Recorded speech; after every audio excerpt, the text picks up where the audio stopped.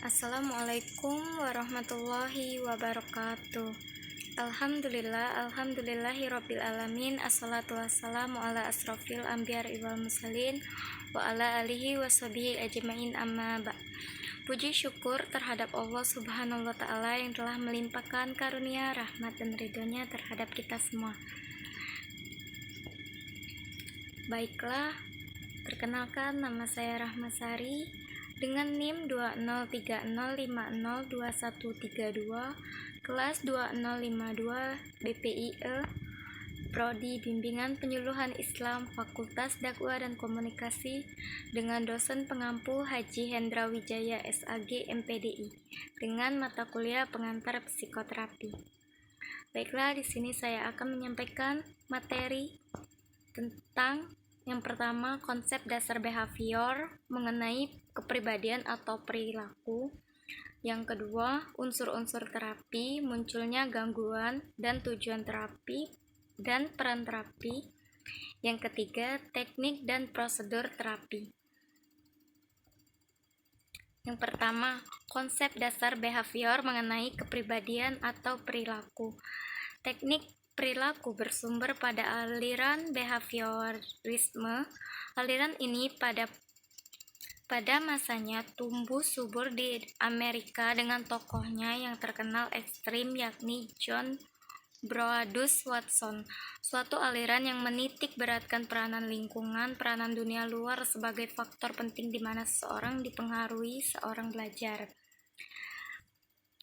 Terapi tingkah laku dalam penerapan aneka ragam teknik dan prosedur yang berakar pada berbagai teori tentang belajar. Terapi ini menyertakan penerapan yang sistematik prinsip-prinsip belajar pada pengubahan tingkah laku ke arah cara-cara yang lebih adaptif. Berdasarkan teori belajar, modifikasi tingkah laku dan terapi tingkah laku adalah pendekatan-pendekatan terhadap konseling dan psikoterapi yang berurusan dengan perubahan tingkah laku. Pada dasarnya, terapi tingkah laku diarahkan pada tujuan-tujuan memperoleh tingkah laku baru, penghapusan tingkah laku yang maladaptif, serta memperkuat dan mempertahankan tingkah laku yang diinginkan. Yang kedua, unsur-unsur terapi, munculnya gangguan. Yang pertama, peran sosial, martabat psikoterapi. Yang kedua, hubungan, persekutuan terapeutik. Yang ketiga, hak. Yang keempat, retrospeksi. Yang kelima, reeduksi. Yang keenam, rehabilitasi. Yang ketujuh, resosialisasi dan rekapitulasi. Tujuan terapi. Terapi perilaku, behavioral terapi, adalah pengobatan yang bertujuan untuk mengubah perilaku negatif dan membahayakan pasien serta menangani pikiran dan perasaan yang dapat menyebabkan perilaku yang membahayakan diri sendiri. Peran terapi.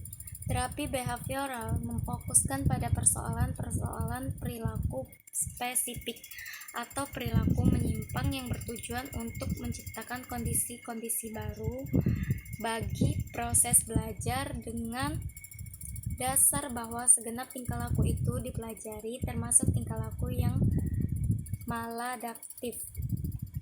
Teknik dan prosedur terapi. Untuk mencapai tujuan dan dalam proses konseling diperlukan teknik-teknik yang digunakan untuk pengubahan perilaku. Beberapa teknik sebagai berikut. Yang pertama, desensitiasi sistematis.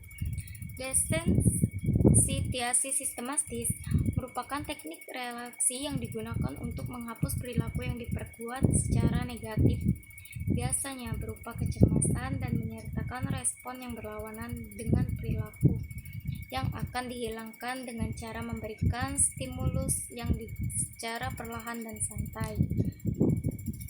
Terapi implosif. Terapi implosif dikembangkan atas dasar pandangan tentang seseorang yang secara berulang-ulang dihadapkan pada situasi kecemasan dan konsekuensi-konsekuensi yang menakutkan ternyata tidak muncul, maka kecemasan akan hilang. Atas dasar itu, klien diminta untuk membayangkan stimulus-stimulus yang menimbulkan kecemasan. Baiklah, itulah yang dapat saya sampaikan. Lebih dan kurang saya mohon maaf. Pada Allah saya mohon ampun. Wabillahi taufiq wal hidayah. Wassalamualaikum warahmatullahi wabarakatuh.